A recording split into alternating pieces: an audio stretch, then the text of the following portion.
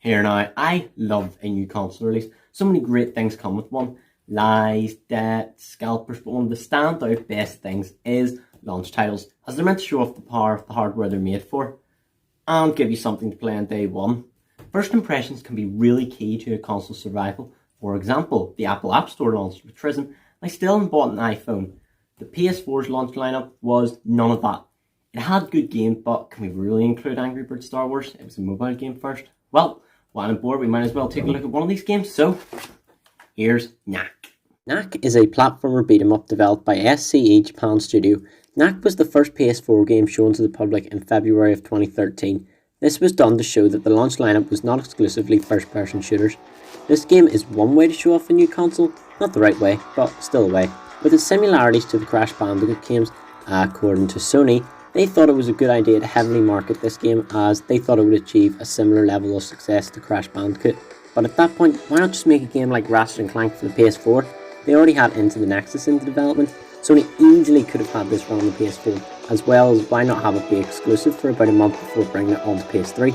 But Mark Cerny was working on the project, who would help make games like the Crash Bandicoot trilogy, the Spyro trilogy on PS1, the Ratchet and Clank and Jack and Daxter games on PS2. The guy had a resume that would make any employer squeak. Because of this, expectations were high. In the end, this hurt the game, as it was supposed to be of a smaller scope than those games.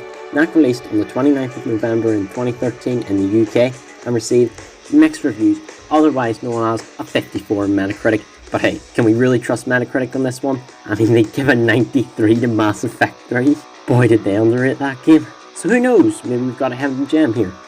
So let's pop the game in and first of all go through a run through of the story. So it starts off at a human settlement which is under attack by goblins with tanks. A group forms to hunt down the goblins who attacked their settlements to find out how they got the weapons. With that, we're about to get a look at our first new characters and... Okay, look, I'm sorry if you look like any of these people, as you're going to need a lot of money for plastic surgery. These humans are just so ugly. Their models are fine, the problem is the way they've been coloured. It's just flat and not blended very well. This works fine with the goblins as, you know, they're goblins, they're meant to be ugly. But for the humans, it just doesn't work. On the other hand, the backgrounds look great, they're vibrant, colourful, so this just makes all the characters apart from Knack feel out of place even more. But whatever, the game can look like a bulldog chewing wasps if it wants to. It doesn't matter if the game's still fun. But we're getting off topic, so let's get back on track. An explorer called Ryder and a billionaire called Victor, accompanied by his head of security, Katrina, volunteer to go, while Dr. Vargas pipes up and wants to show off his latest creation, which is Knack. The Doctor has a training course set up for Knack and everyone agrees he should come. The Doctor, Knack and Ryder's nephew, whom is also the Doctor's assistant, set out with them to track down the goblin tanks. They follow them to a goblin fort which is run by a chief goblin called Morgak. A fight breaks out between goblins and Victor's robots. Knack gets big, destroys the fort and beats Chief Moragak's mech. After the battle's over, Victor kidnaps Lucas, so the Doctor and Knack follow him back to his mansion. Ryder stays behind to find out who made the weapons for Morak, though is forced to escape as the goblin who supplied the weapons called Gundahar arrives. At Victor's mansion, the Doc and Knack speak to Victor, who shows them this new revolution called Giant Relics. Victor asks to be able to study Knack to learn more about the Giant Relics. The Doc refuses. Him, Lucas and Knack all escape from Victor's, only to come back a few hours later. They find out where Victor found the Giant Relic. Well, it just so happens to be in a mine owned by Victor. In the mine, they find a door which Victor thinks Knack can open. When Knack fails to open the door, he is shot down a hole by Victor. Knack then has to escape from what seems to be an ancient city filled with creatures known as Guardians. The Doctor and Lucas are being held captive inside a castle owned by Victor. Knack meets back up with Ryder and rescues the Doc and Lucas. They all go to Ryder's hometown where it is attacked by a Gundahar's goblin army with the intent to steal relics. The Doctor, Ryder and Lucas create trackers and relics which they are going to let the goblins steal to find their base. Meanwhile, Knack is destroying Gundahar's army in the city. Afterward, the Doc and Knack follow Gundahar, while Ryder and Lucas go to a temple in which Ryder had seen a painting of the door in Victor's mine before, to see if they can find anything about it. At Gundahar's fortress, Knack destroys the rest of his army and finds out the weapons had been built by Charlotte, the Doc's wife, who had been presumed dead for 20 years when she had fallen into a cavern. She says of how Gundahar found her and helped her get back to health, so in return she created the weapons so he could fight against rival goblin tribes, but when he started attacking humans, she stopped production. She refused to leave as she thinks human society will not accept her anymore, so the Doc and Knack set off to meet up with Ryder and Lucas. Later though, Gundahar threatens Charlotte if she does not rebuild the weapons. Charlotte then sends a message to the Doc begging for help. When the Doc and Knack meet up with Ryder and Lucas, they traverse up a mountain into a temple. Inside, they find out about a key which would open the door in Victor's mind, and the key's location, which is Olympus Mountain, but warns of dangers behind the door. At the mountain, they find Victor and Katrina, whom have bugged Lucas. Inside, they found the key. Doc wants to take it to find out what's behind the door, but Lucas says no and persuades the rest of the group to destroy the key. Just as they're about to destroy it, Katrina takes the key using a mech, which starts a volcanic eruption. Knack beats Katrina, then falls onto a piece of magma floating in the lava. Ryder stays behind to save her, while the Doc and Knack and Lucas board Victor's airship, who has the key. The mountain explodes and everyone thinks Ryder is dead. The Doc receives Charlotte's message and sets a course for the airship to fly close to Gundahar's fortress. They go rescue Charlotte and leave in her plane. Victor succeeds in opening the door, going into the chamber which holds a giant orb relic from earlier, which disintegrates Victor. The city and guardians come out of the ground and start attacking everyone, leaving Knack to traverse up to the top to destroy the orb, which connects into a large guardian's body. Knack defeats it, which shuts down all the guardians off, ending the conflict.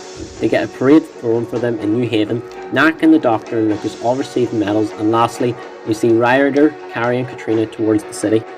First of all, I must apologise for those bland 222 seconds. It wasn't the worst story I've heard, just one of the most boring.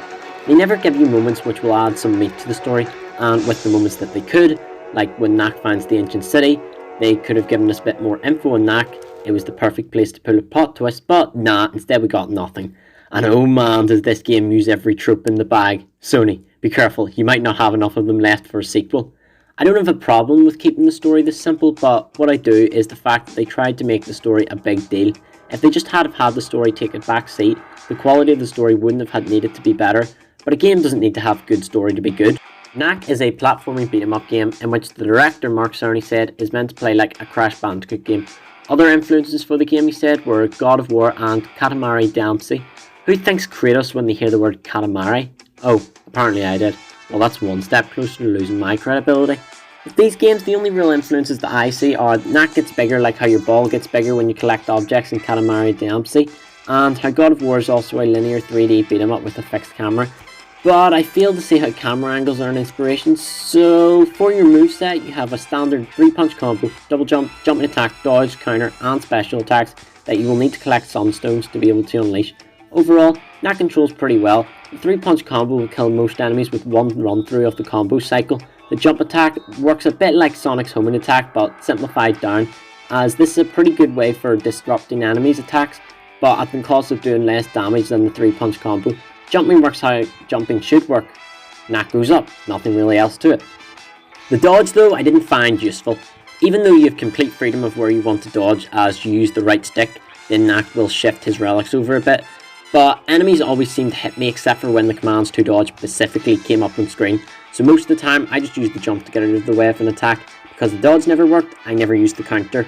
Lastly, you have 3 special moves. A ground pound, in which you hit the ground so hard relics fly everywhere. Secondly is an attack where you create a mini tornado with all the relics in your body.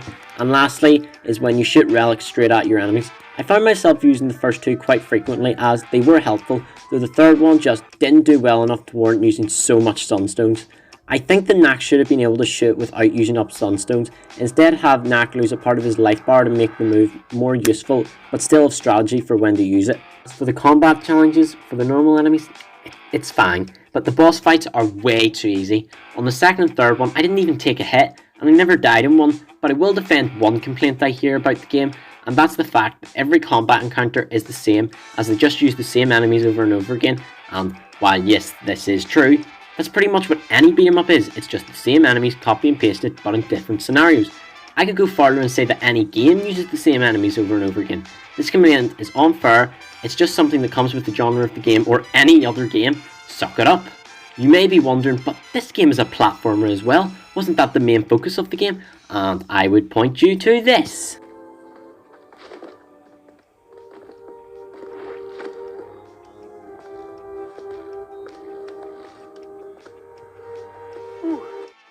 You know, false advertising is illegal, Sony. Why aren't you in prison?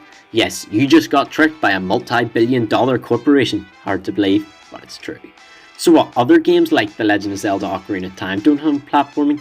But the problem with a lack of platforming is the fact that Sony marketed the game to be a platformer, plus all of the parts that could be platforming are just cutscenes used to load up the next area. Sony, how did you mess this up? You had Mark Cerny, the king of 3D platformers, working in this. How could you not understand what a 3D platformer is? Knack also has collectibles, but these are nothing major.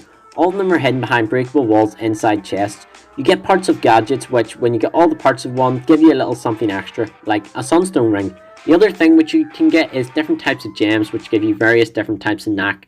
However, I wouldn't recommend going after the collectibles as there's too many to get in one playthrough, and it's extremely hard to find enjoyment in a second playthrough. But there was a way to get some of the gems and gadget parts through a mobile phone game called Knack's Quest, where you match up tiles. This game came out before the PS4 and was meant to incentivize people to buy a PS4, but do you really think anyone bought a PS4 because of a random tile matching game that they got on their mobile phone? Knack's Quest was taken off the App Store in 2018, so you can't play it anymore, but don't worry, there's pretty much 50,000 games on the site that are exactly the same, just without Knack, so there's a positive. One way where we can see the power of the PS4 being displayed best in Knack is his gimmick, his size changing ability. So as you may have figured out, Knack becomes bigger and stronger by collecting relics at different sizes. He is good at different things. For example, when Knack is small, he is faster, can jump higher, but has barely any health.